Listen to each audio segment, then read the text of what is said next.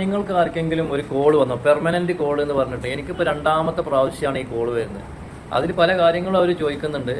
ഞാനത് നിങ്ങൾക്ക് കേൾപ്പിച്ചുതരാം, വോയിസ് ആയിട്ട് എടുത്തിട്ടുണ്ട്, അത് കേൾപ്പിച്ചുതരാം. എങ്കിലും മനസ്സിലാവുള്ളൂ. എനിക്ക് പറഞ്ഞാൽ ഫുള്ളായിട്ട് കിട്ടൂല, അതുകൊണ്ടാണ്.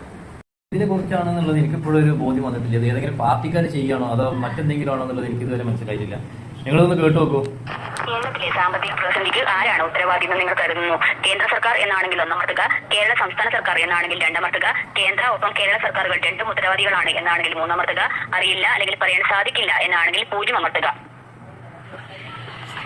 2021 നിയമസഭാ തെരഞ്ഞെടുപ്പിൽ നിങ്ങൾ ഏത് പാർട്ടിക്ക് അല്ലെങ്കിൽ സത്യത്തിനാണ് വോട്ട് ചെയ്തത്?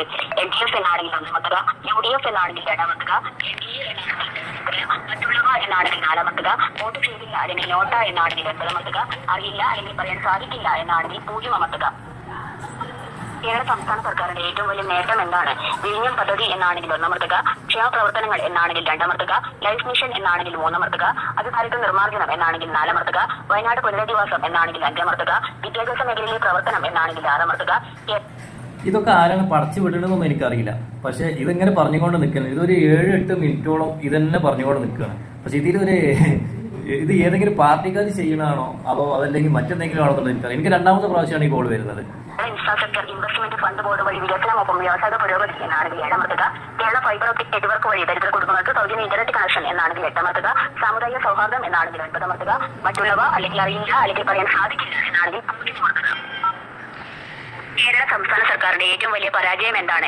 അഴിമതി എന്നാണെങ്കിൽ 1 അമർത്തുക, സ്വജന പക്ഷപാതം എന്നാണെങ്കിൽ 2 അമർത്തുക, സാമ്പത്തിക പ്രതിസന്ധി എന്നാണെങ്കിൽ 3 അമർത്തുക, ശബരിമല സ്വർണ്ണക്കടത്ത് എന്നാണെങ്കിൽ 4 അമർത്തുക, ആരോഗ്യ മേഖലയിലെ പരാജയങ്ങൾ എന്നാണെങ്കിൽ 5 അമർത്തുക, സർവകലാശാലകളിലോ അല്ലെങ്കിൽ കോർപ്പറേഷനുകളിലോ പിൻവാതിൽ നിയമനങ്ങൾ തുടങ്ങിയവ എന്നാണെങ്കിൽ 6 അമർത്തുക, ക്രമസമാധാന പാലനവും ഹൈ പ്രൊഫൈൽ അന്വേഷണങ്ങളും കൈകാര്യം ചെയ്യുന്നത് പോലുള്ള ആഭ്യന്തര വകുപ്പിനെതിരായ പരാതികൾ എന്നാണെങ്കിൽ 7 അമർത്തുക, Kerala infrastructure investment fund board വായ്പ എടുക്കുന്നതുമായി ബന്ധപ്പെട്ട വിവാദങ്ങൾ എന്നാണെങ്കിൽ 8 അമർത്തുക, തൊഴിലില്ലായ്മ അല്ലെങ്കിൽ യുവജന കുടിയേറ്റം എന്നാണെങ്കിൽ 9 അമർത്തുക, മറ്റുള്ളവ അല്ലെങ്കിൽ അറിയില്ല അല്ലെങ്കിൽ പറയാൻ സാധിക്കില്ല എന്നാണെങ്കിൽ 0 അമർത്തുക.